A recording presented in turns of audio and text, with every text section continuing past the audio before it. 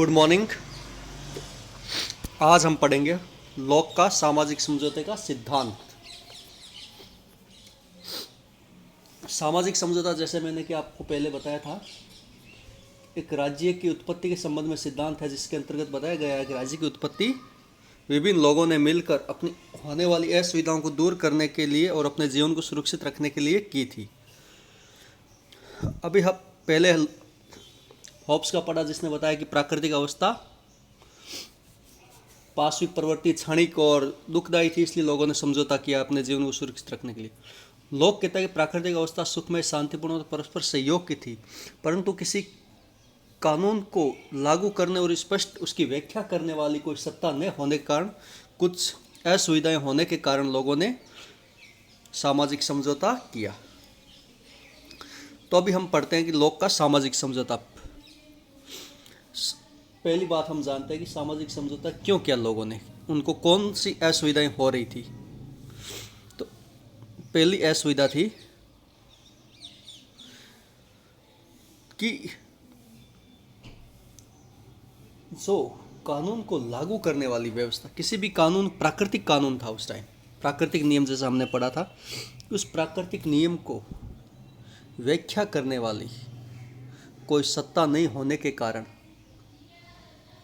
और उसको लागू करने वाली कोई सत्ता न होने के कारण और अपने जीवन, स्वतंत्रता और संपत्ति को सुरक्षित रखने के कारण लोगों ने एक समझौता किया। नेक्स्ट जो चीज़ इसमें हमें देखने वाली है वो ये है कि लोक एक उदारवाद का जनक है, क्योंकि उसने सभी व्यक्तियों को समान रूप से समान माना है, समाज के सभी व्यक्तियों को एक जैसा माना है, एक तरीके से उनके साथ ट्रीट कर रहा है वो। तो समझौता ये है कि समाज के सभी मनुष्यों के समान होने के कारण यह समझौता समाज के सभी व्यक्तियों का सभी व्यक्तियों के साथ किया गया है। और इस प्रकार ये समझौता का स्वरूप क्या है? सामाजिक स्वरूप है। कि ये समझौता सामाजिक कैसे है कि यहाँ पर समाज के सभी लोगों ने एक दूसरे के साथ समझौता किया है। कि जैसा कि हॉब्स ने बोला था कि मैं अपने कुछ अधिकार इसी शर्त पर एक व्यक्ति को समर्पित करता हूँ कि तुम भी अपने अधिकार इसको समर्पित करोगे, परंतु यहाँ पर लोक के समझौते में किसी एक व्यक्ति को अपने अधिकार ना देकर संपूर्ण समुदाय को अपने अधिकारों को समर्पित किया जाता है, एक ट्रस्ट के रूप में। तो यहाँ पर दो तरीके के समझौते हो रहे हैं कि पहला तो एक समाज बन रहा है, two types of contract in lock social contract theory. तो पहला समझौता, उसके द्वारा क्या हो रहा है, एक सिविल सोसाइटी, नागरिक समाज का निर्माण हो रहा है, क्रिएशन ऑफ सिविल सोसाइटी या पॉलिटिकल सोसाइटी का निर्माण हो रहा है। नागरिक समाज एक उदार विमर्श में बहुत ही इंपॉर्टेंट अवधारणा है। परिवार और सरकार की संस्थाएं सभी इसके अंतर्गत आती है और उदार देशों के अंतर्गत सिविल सोसाइटी एक बहुत बड़े अधिकारों का उपयोग करती है। और ट्रेडिशनल सोसाइटी के कंट्रियों में सिविल सोसाइटी एब्सेंट देखने को मिलती है, हमें अनुपस्थित मिलती है, और वहाँ पर सिविल सोसाइटी को कोई अधिकार प्राप्त नहीं होते हैं। अब सिविल सोसाइटी क्या है? अब देख, नागरिक समाज क्या है, जिसको हम इसने ये बताया था लोक ने। एक सिविल सोसाइटी एक जीवन का सामान्य क्षेत्र होता है जहाँ समाज एक इनफॉर्मल चीज़ होती है, सोसाइटी का स्वरूप इनफॉर्मल होता है, वहीं सिविल सोसाइटी का स्वरूप फॉर्मल, औपचारिक होता है। राज्य में व्यक्तियों को कुछ अधिकार प्राप्त होते हैं और जैसे ही पहला कॉन्ट्रैक्ट हो जाता है, वहाँ पर उनको एक दूसरे के अधिकारों को मान्यता देने का अधिकार मिल जाता है। तो पहले सिद्धांत में ये पहली थ्योरी में ये होता है कि सभी व्यक्तियों ने मिलकर किसका निर्माण किया? समाज का निर्माण किया। तो यहाँ पर दो समझौते हो रहे हैं, पहला समाज के साथ और दूसरा राज्य के साथ। अब देखते हैं हम कि जो सेकंड कॉन्ट्रैक्ट हुआ है वो किन के बीच क्या है। पहला कॉन्ट्रैक्ट तो एक समाज की स्थापना हुई, सिविल सोसाइटी की स्थापना हुई। अब सेकंड कॉन्ट्रैक्ट के द्वारा क्या होती है, सरकार अस्तित्व में आती है, गवर्नमेंट कम्स इनटू एग्जिस्टेंस। अब देखते हैं कि व्हाट इज गवर्नमेंट, गवर्नमेंट क्या है। In state of nature common authority to make law, execute law and execute law was absent. Hence by contract people have formed common authority. Example government. Government has 3 branches. वो कहता है कि वह सत्ता जो राज्य में कानूनों को बनाती है, उनको लागू करती है और उनकी व्याख्या करने का कुछ अधिकार अपने पास रहती है, वो सरकार कहलाती है। और होब्स लॉक कहता है कि सरकार की 3 शाखाएं हैं, व्यवस्थापिका, कार्यपालिका और न्यायपालिका। और लॉक तीनों में सेपरेशन ऑफ पावर का सिद्धांत देता है कि तीनों अलग अलग है, तीनों को अलग अलग काम करना चाहिए। तो इसके द्वारा ये समाज अस्तित्व में आता है। तो पहले समझौते के द्वारा समाज अस्तित्व में आता है, वहीं दूसरे सिद्धांत के द्वारा सरकार अस्तित्व में आती है। अब हम देखते हैं कि जो हॉब्स का जॉन लॉक का सामाजिक समझौता सिद्धांत है, उसके विश्लेषण से कुछ चीज़ें हमें लिख सकते हैं कि ये सामाजिक समझौता, इसमें क्या क्या चीज़ें हैं। तो पहली चीज़ जो हम बता सकते हैं वो है कि यहाँ पर दोनों की तुलना भी हो जाएगी, हॉब्स और लॉक की, और इसकी व्याख्या भी हो जाएगी, सामाजिक समझौते की विशेषताएं भी स्पष्ट हो जाएगी जॉन लॉक की। होब्स की कल्पना में क्या कहता है कि व्यक्ति अपने सभी अधिकारों को त्याग करता है, परंतु लॉक में वे अपने सभी लॉक के सामाजिक समझौते में वे अपने सभी अधिकारों को त्याग ना कर केवल प्राकृतिक कानून की व्याख्या करने, उसे क्रियान्वित करने और भंग करने वालों दंड देने के अधिकारों को छोड़ता है, और शेष सभी अधिकार राज्य में उसी के पास सुरक्षित रहते हैं और राजनीतिक नियंत्रण को मर्यादित करते हैं। लॉक के समझौते में मर्यादित करते हैं, उदारवाद की बात आ रही है यहाँ पर। और समझौते द्वारा कोई भी व्यक्ति स्वयं की स्वतंत्रता पर केवल वही बंधन स्वीकार करता है जो दूसरे के आक्रमण से सुरक्षा की दृष्टि से आवश्यक हो। तो ये पहली विशेषता उभर कर आती है जॉन लॉक के सामाजिक समझौते के सिद्धांत में।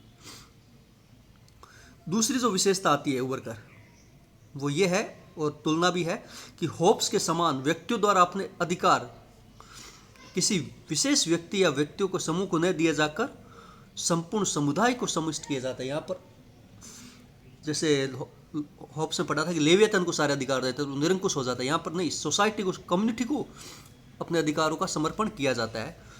लॉक के समझौते में व्यक्ति अपने अधिकार समुदाय को समर्पित करते हैं, ना कि एक विशेष लेवियतन या व्यक्ति विशेष को।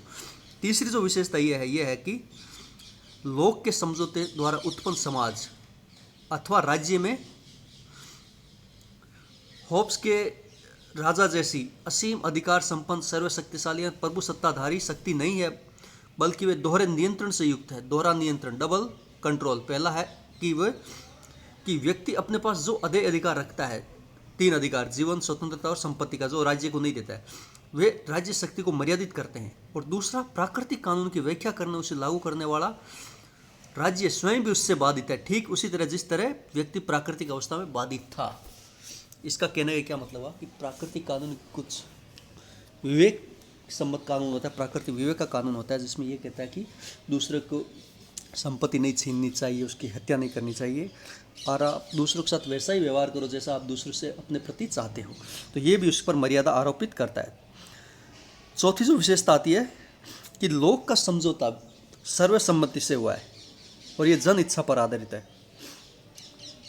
कोई भी नया व्यक्ति इस समाज में सहमति के बिना प्रविष्ट नहीं हो सकता, और सहमति ही, यहाँ पर वो सहमति की बात कर रहा है, उदारवाद की बात आ रही है।